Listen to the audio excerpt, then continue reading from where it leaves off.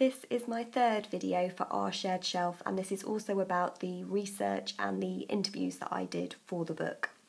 So Nadine from GoodReads said, "You spoke to relatives. Were there any of them who did not like the idea of their wife/mother/friend being a chapter in the book?" No, not at all. Every single family member that I spoke to was keen to talk to me. They wanted their stories to be heard. They were very generous in sharing personal details as well, some of which I could not have found out in any other way. So no, there was no resistance at all. She also asked, did you cut out one of the girls you wanted to write about? Yes is the answer. I found so many women in my research and I could not include them all. But one in particular who did get cut in the edit, unfortunately, was a fourth Magia sister, Irma. And she also dial painted and she also died of radium poisoning.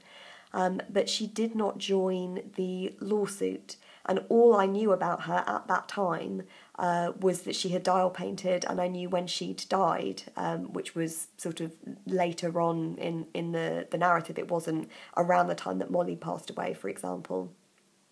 So when I was looking at who do I cut, because I only knew those two facts about her, and because I couldn't say why she didn't join the lawsuit, I decided that it was better not to mention her, partly because I was really tight on space. I had to cut 60,000 words from my first draft, which was painful.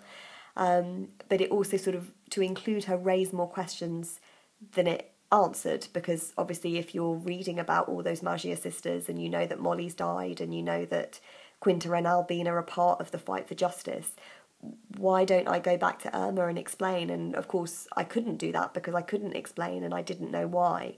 So Irma Magia was one of the women that unfortunately I had to cut out of the narrative. Nadine also asked, did I have to get chapters pre-approved by the relatives? No, I didn't. And I've been very thankful that they were happy with what I wrote, and they've been very generous in helping to promote the book. And in recommending it to people and sharing it with their own families. So I've been really, really blessed and very thankful for how the families have responded.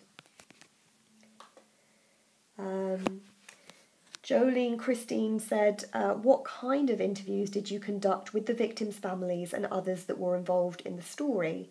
I guess the answer is they were very informal interviews.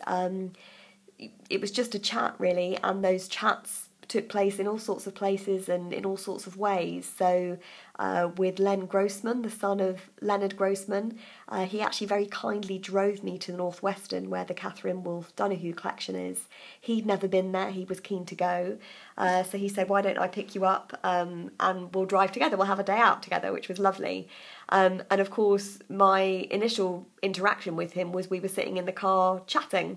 And so I put my dictaphone on, obviously with his permission, and we just chatted as we drove along Lake Michigan, and obviously then continued to talk as we found the records, and, you know, I just sort of recorded his pearls of wisdom, and that was very informal.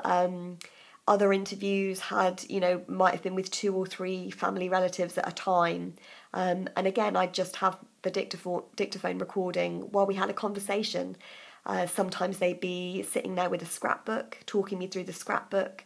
So it wasn't like I didn't go with a list of questions. I simply had a conversation with them, and it was very, very informal. And you know, different relatives chipped in at different points. And some people only had one story to share with me. Other people could tell me much more detail. So it was brilliant, and I'm so thankful to all the families. The daughters, granddaughters, sons, nieces, sisters, they have all been amazing.